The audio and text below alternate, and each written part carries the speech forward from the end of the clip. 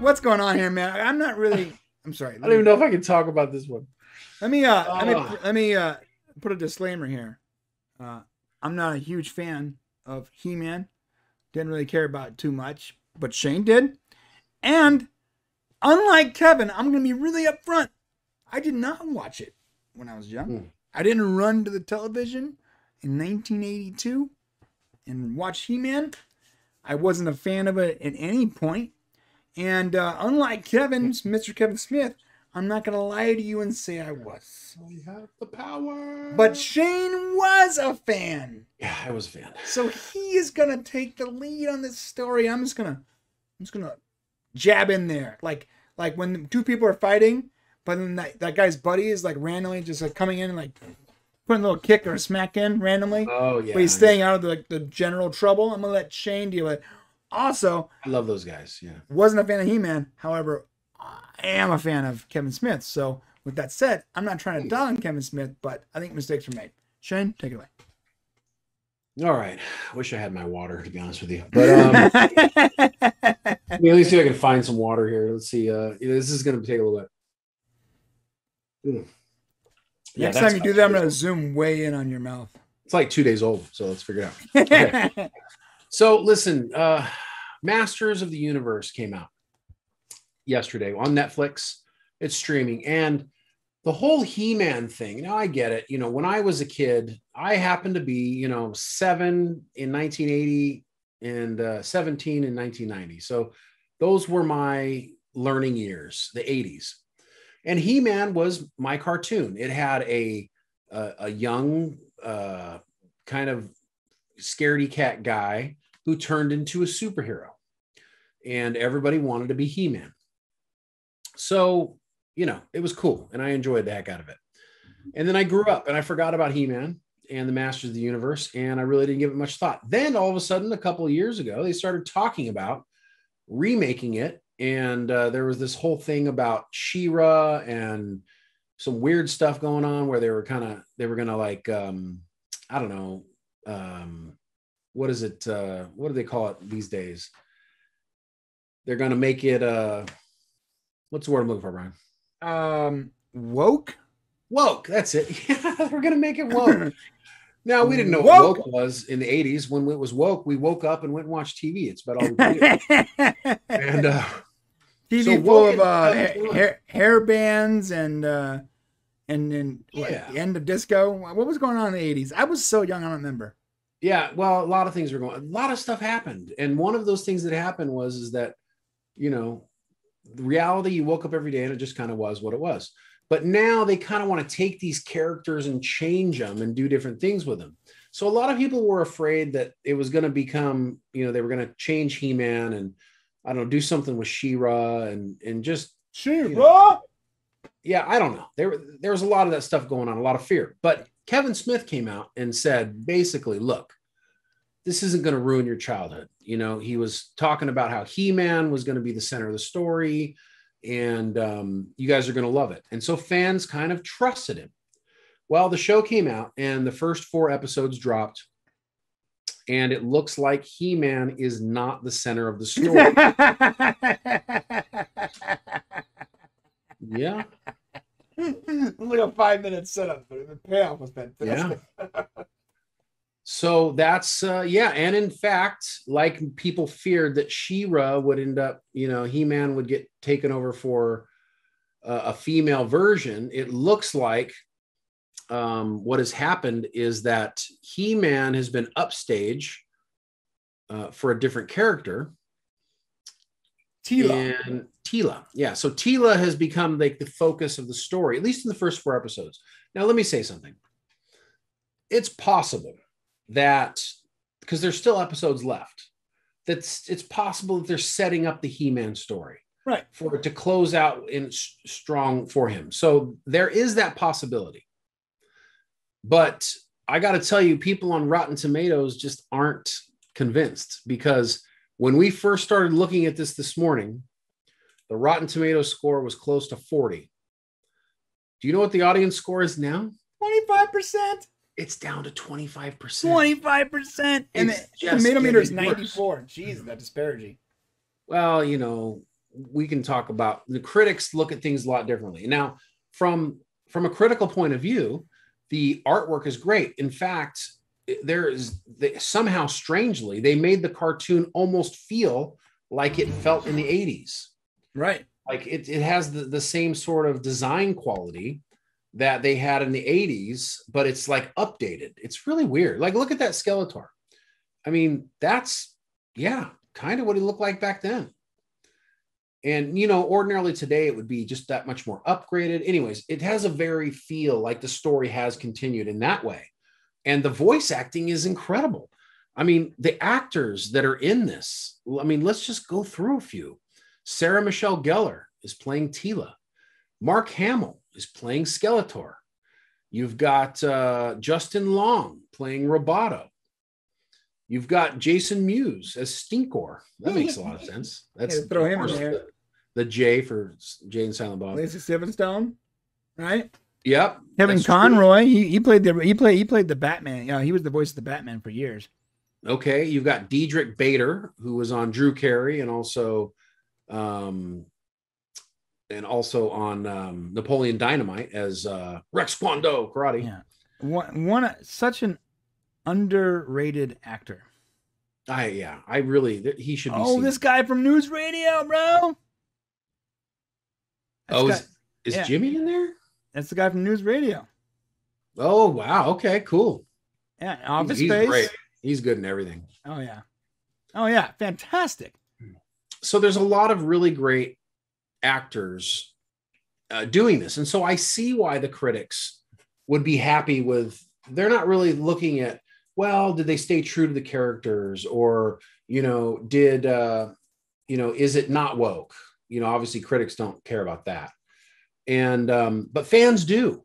And Kevin, he really said a lot of things about this show that he made promises kind of thing. Right. And so people are not happy about it. Just looking at some of these comments are, this is where do you have the comments at? I couldn't find them. If you click on the audience score. Oh, here we go. Oh my! Then you're going to get a bunch of comments, and there's some people who had some really great takes on this. Wow, there's so many more than the last time I clicked. Yeah, Kevin Smith, he said the only good thing about this show was the first trailer. I Need a Hero. Kevin Smith did He-Man dirty with the way Rian Johnson and Kathleen. Oh, okay. The way Rian Johnson and Kathleen Kennedy did to Luke in Star Wars. Don't waste your time. Yeah, okay, and here's another good one. It says, it's too bad. The animation is truly incredible, and they should get major props for it. Unfortunately, the story isn't all very good. All the rumors are unfortunately true. This is Teela and the Masters of the Universe, and it's just not what He-Man fans wanted. So, yeah, and this is what people were afraid of. If you look at the cover art, it's He-Man standing there big and tall with Skeletor above him and people off to the side. And so far, this has been about Teela. So, I mean, some would argue that from the original series, if you continue on, it looked like they were passing things off to Teela, but that's not really what was supposed to be happening. I mean, this was what was promised was He-Man. And, because woke culture right now is all about kind of replacing male characters with female characters, there's a high sensitivity to this.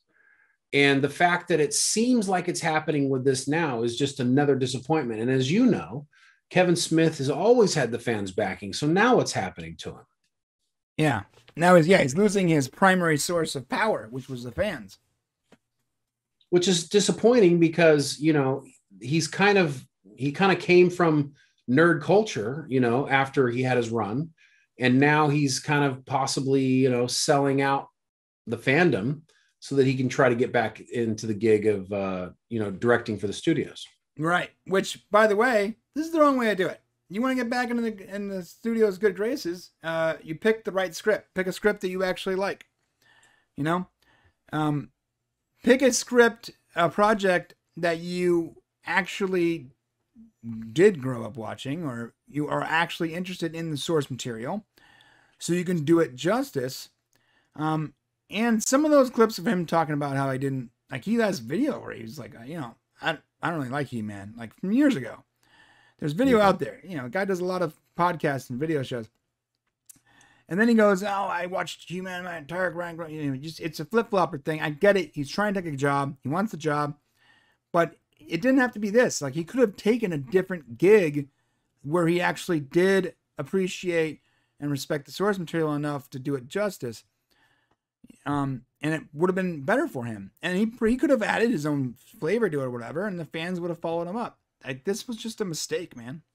Yeah. It'll be interesting to see. If you look at the critical consensus, it says, armed with an incredible voice cast, Revelation smartly updates Masters of the Universe while retaining the quirky charm of the original to create a show that's bound to please fans and newcomers alike. It's interesting that it says smartly updates. What does that mean? It smartly updates. Because that's really the catch. Updates according to Twitter, because like that's assuming that for some reason studios considered Twitter to be like the end all for all society. This is the way the real people, the smart people think, and we need to make all of our movies and TV shows so that Twitter likes it. You're like, what? That's like 2% of the social media, ecosystem. So what do you? Why is everything made to please a tiny little percentage of people that probably won't even watch your show anyways? You think, some blue-haired chick on Twitter cares about a cartoon from the 80s? Probably not. Yeah, I think that studios are afraid to get pointed out. I think they're afraid that if they don't line up with, the cancel culture, because it's true. People are little mobs out there just looking to cancel anybody. And so they're like, we just want to make money, so we don't really care. But these words smartly updates bothers me, because it's one thing to update the cartoon or update the look, which is fine, but it almost is like it smartly updates the characters, right, which is not cool. Right. Because the characters don't need to be updated to the degree of which they seem to be updating them. You know what I mean? Right. So that's kind of the storyline is Teela is butthurt that she wasn't in on The Big Secret. Really? That's a storyline from 100 CW shows. That's true. Yeah. And that's true. Like, bro, remember watching Flash, the strongest character in the Flash, the strongest superhero in the Flash is Iris. That's true. That's true. Right? She's the strongest character, and she literally, like, the whole storyline was basically that, like, he wasn't good. He didn't tell me he is super, he's the Flash. And okay, we get it, dude. We get it. Yep. No one can handle Iris, not even the Thinker. Yeah, and there is a lot of that going on right now. So, and listen, all we can say is this: you can make a good show. Just be honest about what it is. If it's going to be Masters of the Universe with a show about Teela, then put Teela in the middle. Don't put He-Man in the middle, so that you can get more people to tune in. Again, we could be wrong. Maybe this is a giant setup for He-Man. I mean, it's possible. And if that's the case, then shame on us. And but hey, you only dropped 4 episodes. So what did you think we were going to think? Right. Drop an episode where you start to see the turnover to Adam and He-Man.